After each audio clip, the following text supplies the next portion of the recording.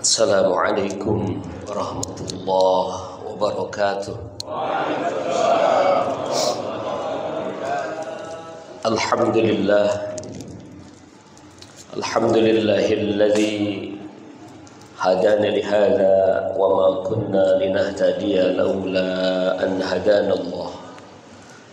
Asyhadu an la ilaha illallah wahdahu la syarika lah. وأشهد أن محمدا عبده ورسوله لا نبي ولا رسول بعده اللهم صل وسلم ومجد وكرم على سيدنا محمد ابن عبد الله وعلى آله وصحبه ومن تبع هداه ووالاه إلى يوم القيامة أما بعد قال تعالى ولم يزل قائلا عليما أعوذ بالله السميع العليم من الشيطان الرجيم بسم الله الرحمن الرحيم أفحكم الجاهلية يبغون ومن أحسن من الله حكما لقوم يوقنون صدق الله العظيم اللهم ارحمنا بالقرآن Hadratal Mukarramin, para alimil ulama, para tuan guru, masyayikh, para buya, para asatidzah, wabil khusus orang tua kami, Buya Azwir Abdul Aziz Ibnul Aziz Ibnu Buya Azwir yang dimuliakan Allah, para hadirin wal hadirat, sebenarnya sudah jelas ini dari yang tadi disampaikan, setuju dengan apa yang disampaikan oleh Buya, bahwa kita sudah sepakat. Sudah sepakat? Ya. Jadi setelah ini apa? Ya. Yang disampaikan oleh para kiai, para ulama sudah terang benderang. Tapi kata orang Arab, qad tunkirul ainu daw asy-syamsi min ramadin wa yunkirul famu ta'mal ma'i min saqamin.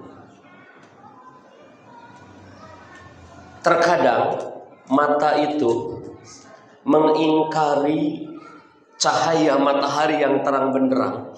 Gak kelihatan matahari yang terang benderang itu min romadin, karena belekan, karena rembes, karena matanya sakit. Wa yunkirul famu ta'mal ma min saqamin. Dan mulut ini kadang mengingkari rasanya air, tawarnya air.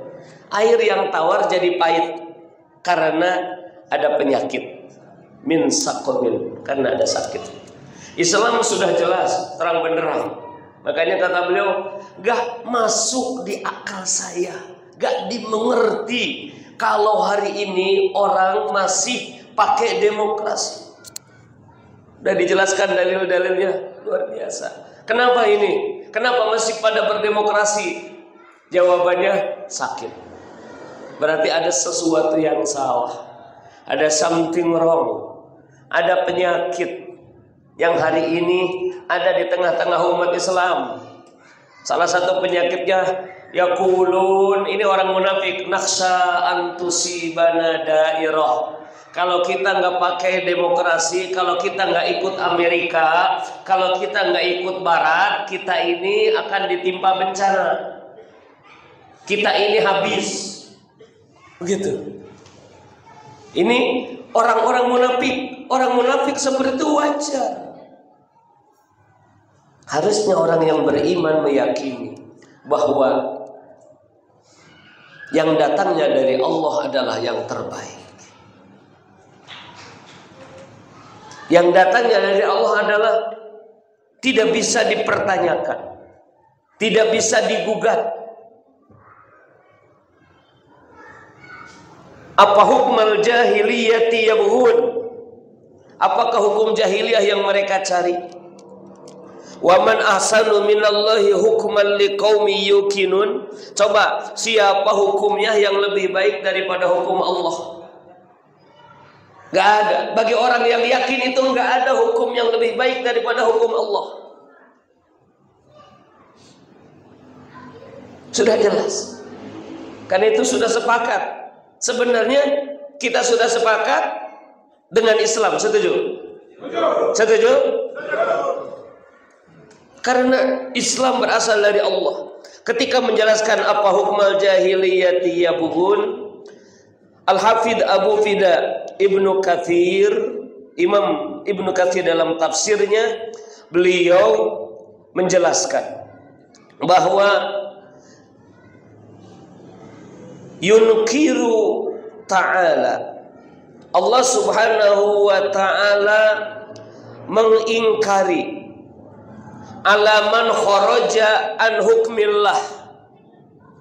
Allah mengingkari orang yang keluar dari hukum Allah al-muhkam, hukum Allah yang kukuh, yang rapi, yang sistematis, yang teratur, al-mustamil ala kulli khair, hukum Allah yang mencakup segala kebaikan, an-nahi an kulli syarr, hukum Allah yang mencegah dari segala keburukan, wa adala ila masiwa, kemudian dia beralih kepada selain hukum Allah, minal ara wal ahwa wal istilahat, dari pendapat-pendapat, ide-ide, al-ahwa, hawa nafsu, keinginan-keinginan, dan istilah-istilah allati wadu'ahar rijal, yang dibuat oleh manusia bila mustanadin min syariatillah, tanpa memiliki sandaran dari syariat Allah.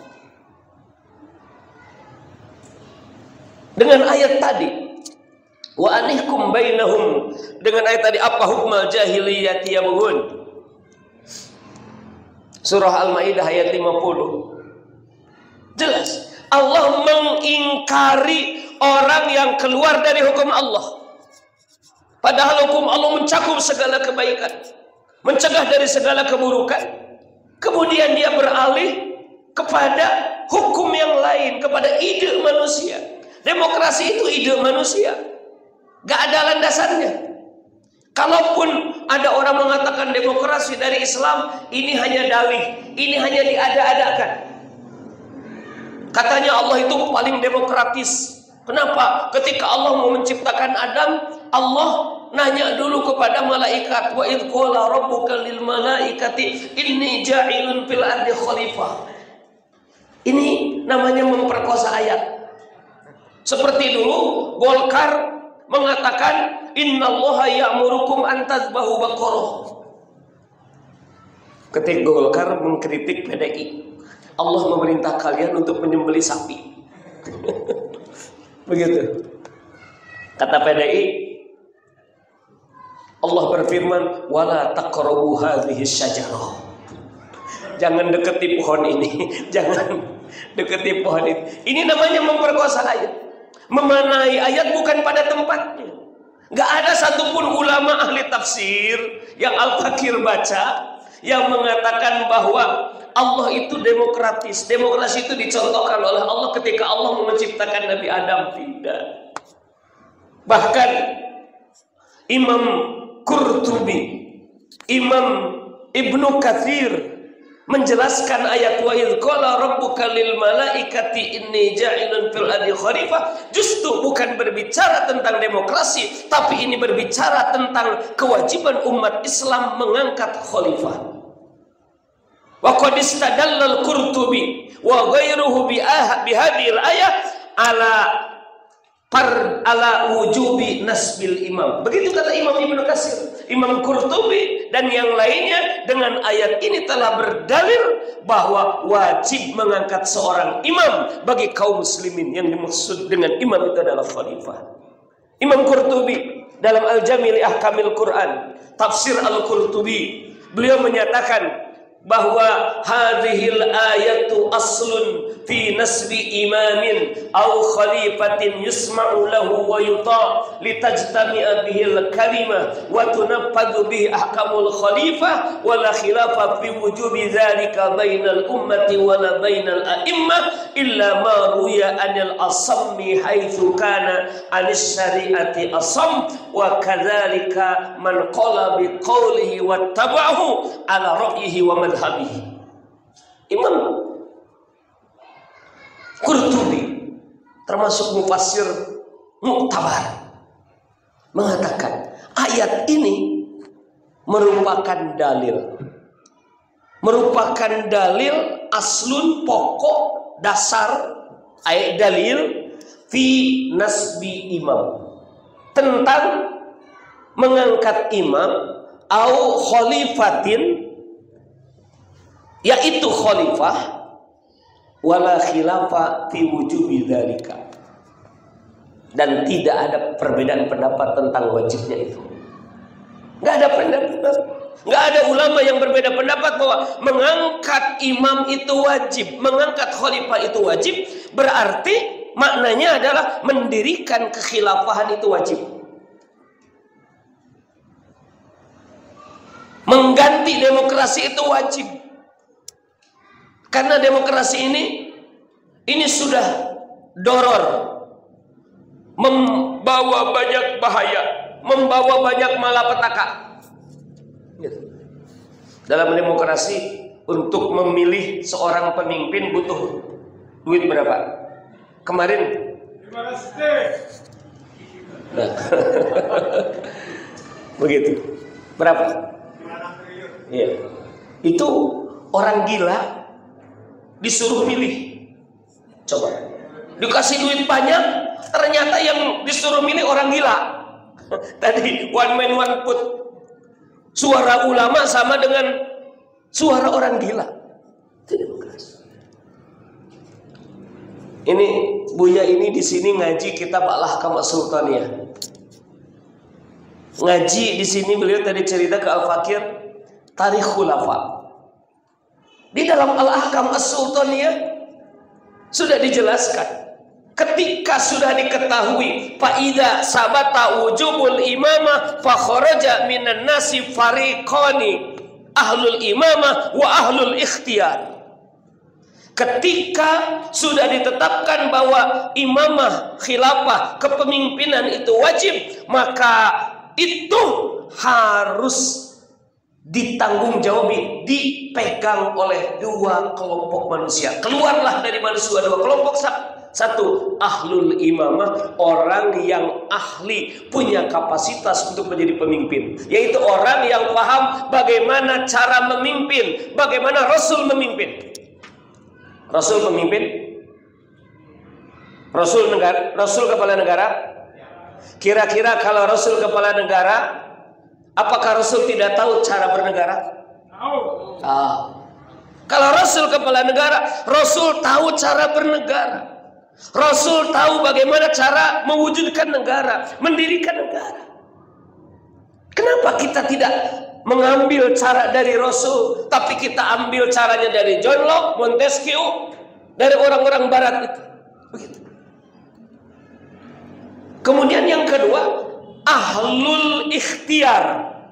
Yang memilih itu harus punya kapasitas, capable. Orang yang ahli dalam memilih. Orang gila ahli memilih? Coba, jangankan orang gila, kakek-kakek, nenek-nenek yang tidak tahu, tidak bisa baca, tidak bisa tulis, dibawa ke bilik suara, coblos. Pilih yang mana? Gak ngerti juga visi dan misinya. Disuruh nyoblos, apa yang terjadi? Jadi demokrasi itu betul-betul sudah doror. Doror itu berbahaya. Al aslu fil madori at-tahrim. Dalam kaidah usul fikih, hukum asal perkara yang membahayakan itu hukum asalnya adalah haram. Andai kata tidak ada ayat Quran, andai kata tidak ada hadis, dengan kenyataan demokrasi itu doror, membahayakan, maka sudah cukup untuk menyatakan demokrasi itu haram. Begitu. Nah, karena pemerintah di dalam Islam dipilih oleh ahlul ikhtiar, nggak akan hambur duit. Karena yang memilih itu hanya orang yang paham, orang yang mengerti. Ahli saja, yang tidak ahli nggak bisa memilih. Begitu. Diserahkan kepada orang-orang yang ahli. Begitulah.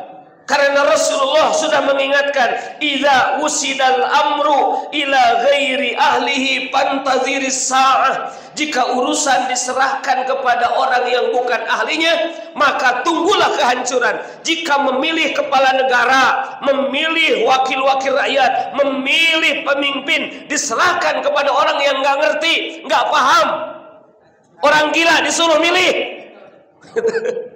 hancur pasti. Jadi ini udah jelas, Rasul sudah mengingatkan kepada kita, gitu. Makanya di dalam Islam beda pemilihan pemimpin dengan di dalam demokrasi. Yang hari ini berlaku di Indonesia itu adalah diimpor dari Amerika, yang tujuannya sebenarnya untuk menjadikan umat Islam hancur. Kenapa? Karena jika pemimpinnya hancur, rakyatnya hancur. An-nasu ala dini mulukihim. Manusia bergantung kepada agama penguasanya. Imam Ghazali dalam Al-Iqtisad fil I'tiqad mengatakan, innama fasadul muluk, innama fasadur ra'iyah bifasadil muluk. Sesungguhnya rakyat rusak karena penguasanya rusak. Wa fasadul muluk, dan raja penguasa rusak bifasadil ulama, karena rusaknya ulama. Karena ulamanya membolehkan demokrasi, karena ulama mewajibkan demokrasi, karena ulamanya mengharamkan khilafah. Kan aneh. Khilafah yang ajaran Islam dinyatakan oleh ulama madzhabul arba'ah. Imam Abdurrahman Al-Jaziri dalam Al-Fiqhu ala Madzahibil Arba'ah mengatakan, ittafaqal a'immatu ala annal imamata fardun wala budda lil muslimin min imam yuqimus sya'airad din wa yunsiful mazlumin minal zalimin wa ala annahu la yajuzu lil muslim ayyakuna lil muslimin fi waqtin wahidin imamani la muttafiqani wa la mutafarriqani. Imam madhab yang 4, madhab Hanafi, Maliki, Syafi'i, Hambali sepakat bahwa imamah, adanya kepemimpinan bagi umat Islam itu hukumnya fardu. Imamah itu sama dengan khilafah, sama dengan imarah. Kata Imam Nawawi dalam Syarah Sahih Muslim bahwa kata-kata imamah sama dengan khilafah, sama dengan imarah.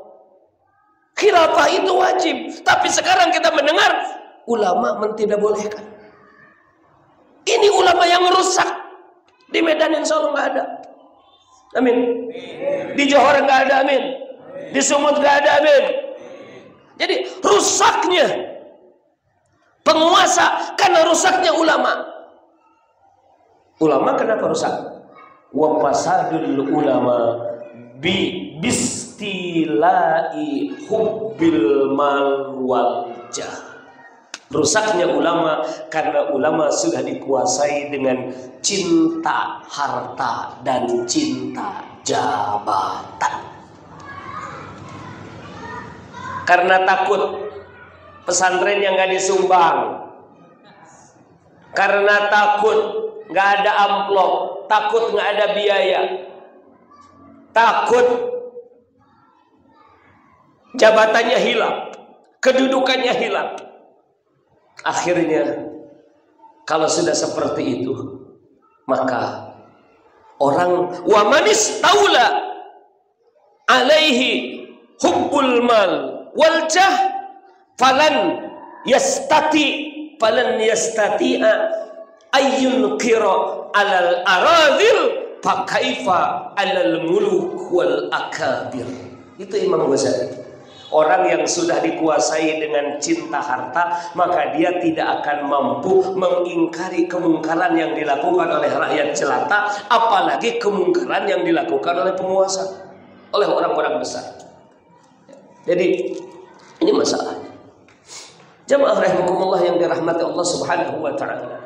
Nah, ketika menjelaskan apa hukmal jahiliyati yabghun, tadi disebutkan Allah mengingkari orang-orang yang memilih hukum selain hukum Allah, memilih pendapat manusia, memilih ide-ide yang bukan dari Islam, tidak ada landasan syar'inya yang dibuat oleh manusia. Ini persis seperti yang dilakukan oleh dulu orang-orang di zaman jahiliyah, yahkumuna bihi minad dhalalat wal jahalat mimma yad'unaha bi ara'ihim wa ahwaihim.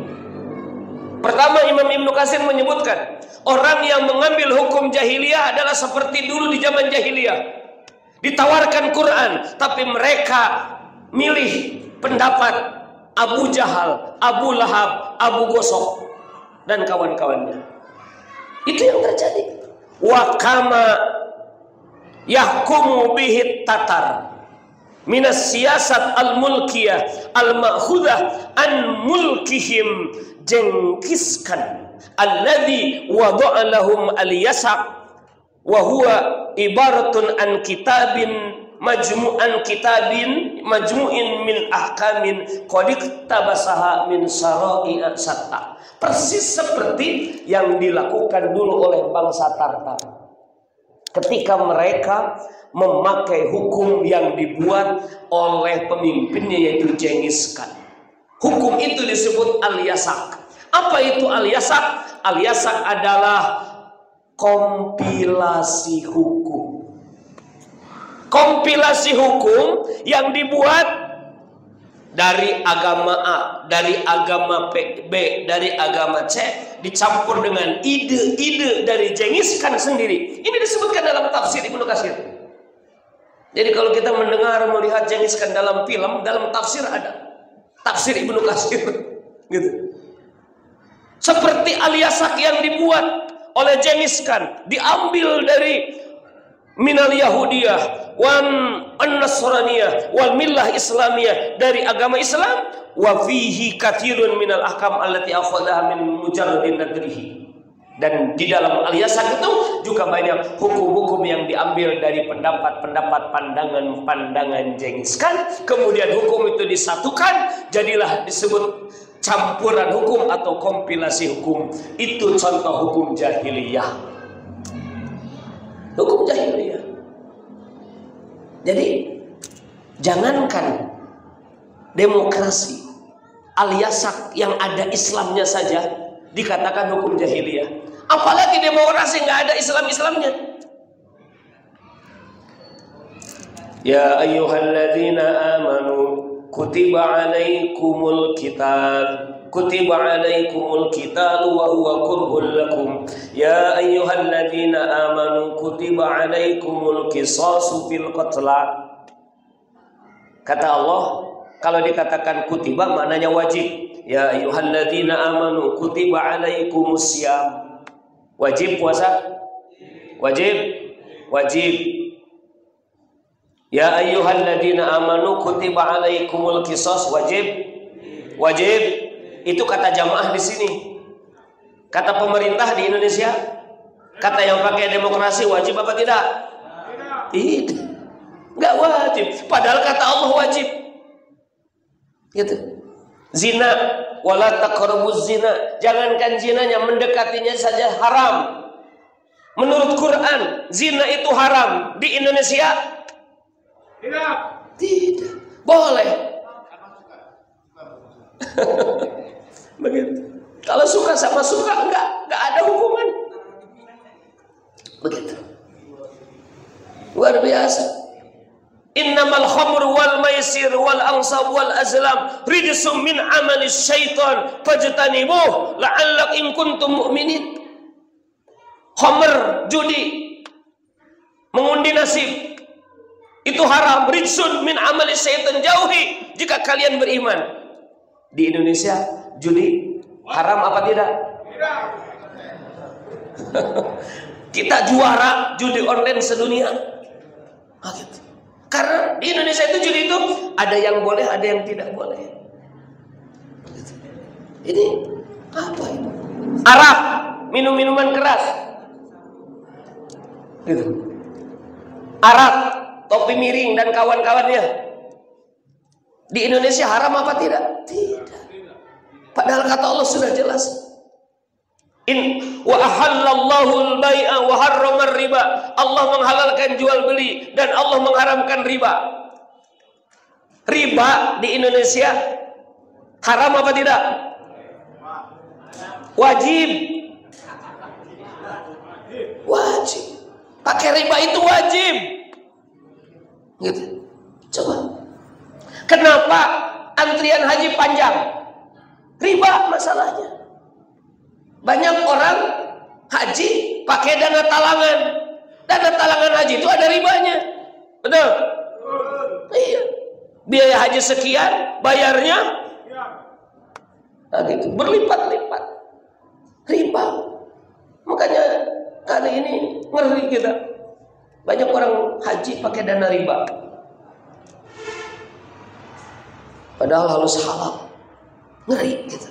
Karena riba itu boleh di negeri ini kalau tidak dikatakan wajib. Padahal kata Allah, yamhaqullahu riba wa yurbis sadaqat. Allah akan menghancurkan riba. Allah akan menghabisi riba. Wa yurbis sadaqat. Allah akan menumbuh suburkan sedekah. Nabi mengatakan, innar riba wa in kasura fa'aqibatuhu ila qillatin. Riba meskipun banyak, maka akibatnya riba itu akan menjadi sedikit. Hancur. Jadi Indonesia, kenapa Indonesia bangkrut? Karena riba. Karena riba. Dari mana mendanai pembangunan? Riba. Pinjaman-pinjaman riba. Kenapa mendanai dengan riba? Padahal nggak boleh. Demokrasi. Jadi ujung-ujungnya biang keroknya demokrasi. Padahal Indonesia tadi disebutkan punya kekayaan alam yang luar biasa. Di Tapanuli ada tambang emas, ada tambang emas satu harinya itu 280 kilo satu hari. Tapanuli, negeri kita. Bukit Barisan, bukan hanya di Tapanuli, tapi kalau digali tuh pegunungan Bukit Barisan itu luar biasa. Di Aceh sekarang ditemukan tambang gas alam terbesar di dunia.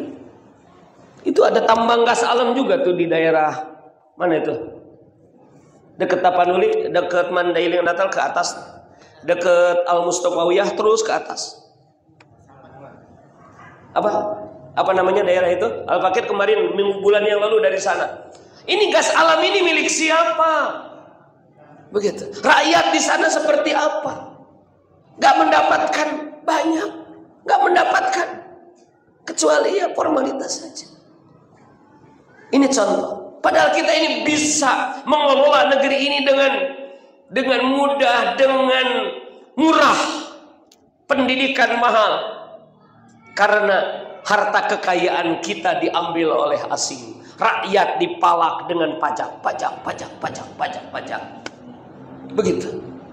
Kenapa ini? Biang keroknya demokrasi. Jadi kalau dikatakan demokrasi gagal sejahterakan Indonesia, memang ini fakta. Ini bukan fitnah.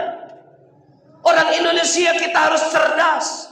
Ini bukan provokasi. Setuju? Ini kita berbicara kenyataan, berbicara keadaan. Dan wajar kalau kita umat Islam ingin Islam, betul? Betul? Orang kafir ingin ya ayyuhalladzina kafaru udkhulu fil kufri kafah. Betul? Orang kafir ingin kafirnya kafah, betul? Iya. Orang Nasrani ingin Indonesia ini jadi Nasrani. Orang Yahudi ingin Indonesia jadi Yahudi. Betul? Komunis ingin Indonesia jadi komunis, betul? Sekarang pertanyaan, umat Islam ingin apa? Islam. Jadi kalau umat Islam menginginkan Islam, kok disebut radikal? Kok disalahkan? Wajar-wajar saja.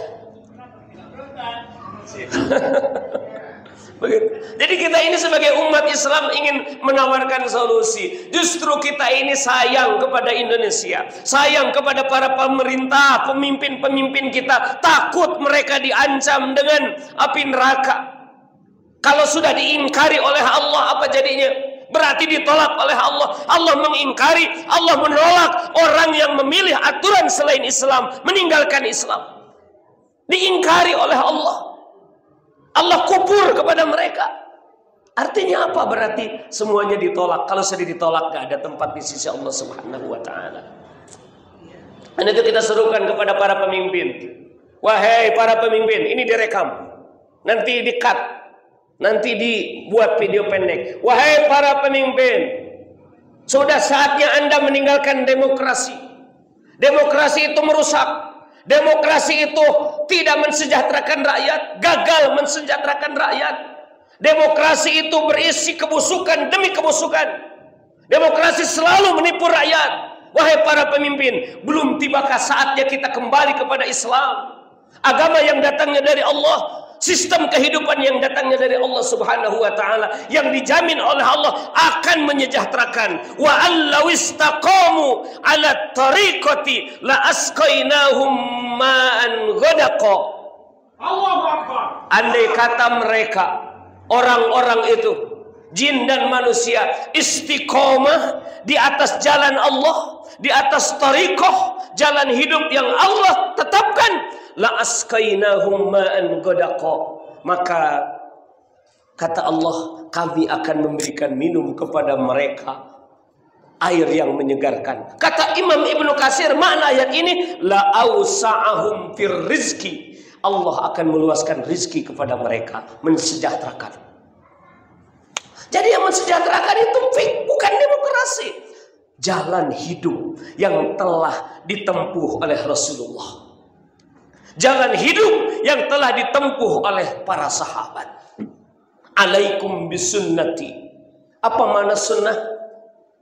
Tariqatul hayah, jalan hidup yang berasal dari perkataan Nabi, perbuatan Nabi, ketetapan Nabi, yang kemudian menjadi jalan hidup, cara menjalani kehidupan. Itu sunnah. Bagaimana cara makan, bagaimana cara minum, bagaimana cara berpakaian, bagaimana cara berumah tangga, bagaimana cara bertetangga, bagaimana cara mengelola pendidikan, bagaimana cara mengelola kesehatan, bagaimana cara mengelola sumber daya alam, bagaimana cara berpolitik, bagaimana cara bernegara, bagaimana cara mengelola SDM, SDA. Itu sunnah.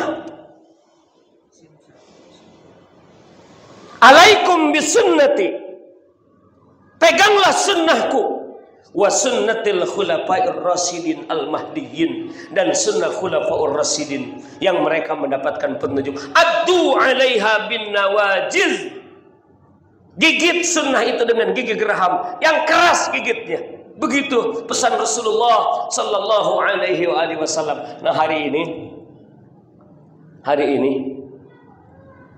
kita bukan ngikutin sunnah Rasul, sunnah khulafaur rasyidin, sunnah jahiliyah. Nabi mengatakan, hadis riwayat Imam Bukhari, Allah membenci, innallaha la yarda minkum salasan, Allah tidak suka dengan 3 perkara dari kalian. 1, mubtagin damam ri'in bighairi haqqin, orang yang mencari menumpahkan darah seseorang tanpa hak. 1. Kemudian yang kedua, wa mubtagin bil Islam sunnatal jahiliyah, dan dia dalam berislam dia pakai sunnah jahiliyah. Berislam tapi memakai sunnah jahiliyah. Ngakunya mau berislam tapi yang dia pakai jahiliyah. Siapa jahiliyah itu? Itu ajaran barat, ajaran Yahudi tadi, ajaran Nasrani. Demokrasi. Karena itu demokrasi harus dibuang, diganti dengan Islam. Setuju? Setuju? Alhamdulillahirabbil alamin. Kalau sudah setuju, selesai. Bagaimana Islam itu bisa terwujud? Bagaimana agar Islam ini bisa menggantikan demokrasi? Cukup dengan ceramah? Cukup dengan khutbah Jumat? Cukup dengan bangun pesantren? Tidak. Harus ada penyatuan antara agama dan kekuasaan. Agama harus ada dalam kekuasaan. Kekuasaan harus ada untuk menegakkan agama. Baru Islam akan tegak.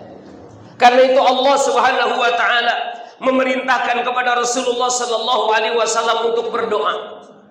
Coba. Ini doa ini harus dibaca oleh kita agar Allah memberikan kemenangan kepada kita. Dalam perjalanan Rasulullah sallallahu alaihi wasallam hijrah dari Makkah ke Madinah, Allah memerintahkan kepada Nabi untuk berdoa, wa qur rabbi adkhilni mudkhala sidqin wa akhrijni mukhraja sidqin waj'al li min ladunka sultanan nasira. Saya ingin garis bawahi doa Nabi yang diperintahkan oleh Allah di dalam surah Al-Isra ini, waj'al li min ladunka sultanan nasira. Ya Allah, jadikan untukku, berikan kepadaku dari sisimu sultanan nasira, kekuasaan yang akan menolong, kekuasaan yang selalu menolong. Apa maknanya?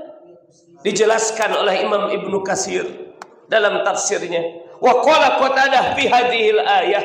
Imam Qatadah berkata tentang ayat ini, aliman Nabi tahu an la taqata lahu bihadzal amri illa bisultan, bahwa beliau Nabi tidak memiliki kekuatan, tidak memiliki kuasa untuk menegakkan agama Allah ini illa bisultan, kecuali dengan adanya kekuasaan. Fasa'ala sultanan nasiran li kitabillah. Maka Nabi meminta kepada Allah kekuasaan yang sifatnya satu, nasiron li kitabillah, kekuasaan yang akan membela Al-Quran, kekuasaan untuk menegakkan Quran, wali faraidillah, kekuasaan yang akan membela untuk menegakkan keparduan kewajiban dari Allah, wali hududillah, kekuasaan untuk menegakkan hudud, hukum-hukum pidana yang Allah tetapkan di dalam Al-Quran, tetapkan Rasul di dalam sunnah, wali iqamati dinillah, kekuasaan yang akan membela untuk menegakkan agama Allah. Fa inna sultan, karena kekuasaan, rahmatun, adalah rahmat, ja'alahullah baina adhuri ibadi, yang Allah jadikan di antara hamba-hambanya, idlaula zat, karena jika tidak ada kekuasaan, la agharan nas ba'dhum ba'dha, manusia akan saling menyerang satu dengan yang lain, fa akala sadiduhum du'ifahum, yang kuat nanti akan memakan yang lemah. Jadi kekuasaan itu rahmat dari Allah. Tapi kekuasaan yang mana? Adanya umara itu rahmat, tapi umara yang mana? Tadi dibacakan oleh pembicara pertama tadi. Beliau membacakan dua ayat yang nyambung. Surah An-Nisa ayat 59, ayat 58 dan 59. Ayat 58 itu syarat umara ditaati. Apa syarat umara ditaati itu? Innallaha ya'murukum an tu'addul amanati ila ahliha wa idza hakamtum bainan nas an tahkumu bil adl. Setelah itu ayat ya ayyuhalladzina amanu atiullah wa atiur rasul wa ulil amri minkum. Para mufassir, misalkan Imam As-Sa'di, Imam Al-Baghawi dalam tafsirnya menyebutkan ayat innallaha ya'murukum an tu'addul amanati ila ahliha, itu ayat yang menyatakan syarat penguasa itu harus ditaati, umara itu harus ditaati jika satu, umara itu adalah umara yang amanah. Dua, umara yang menghukumi umat dengan adil. Tidak ada keadilan kecuali di dalam Islam. Tidak ada keadilan kecuali dalam hukum Allah. Tidak ada keadilan kecuali dalam syariat Allah Subhanahu wa ta'ala. Jadi jelas, Nabi diperintahkan oleh Allah minta kekuasaan. Makanya hari ini kita harus minta kekuasaan, amin. Amin. Ya, karena kalau berharap kepada demokrasi nanti curang lagi. Terus aja. Sampai kapan? La yuldagul mu'min fi juhrin wahidin marratayn. 2 kali aja nggak boleh, apalagi berkali-kali. Betul. Pemimpin pertama yang dipakai apa? Demokrasi. Yang kedua demokrasi, yang ketiga demokrasi, yang keempat demokrasi, yang kelima demokrasi, yang keenam demokrasi, ketujuh demokrasi, 8 sama juga.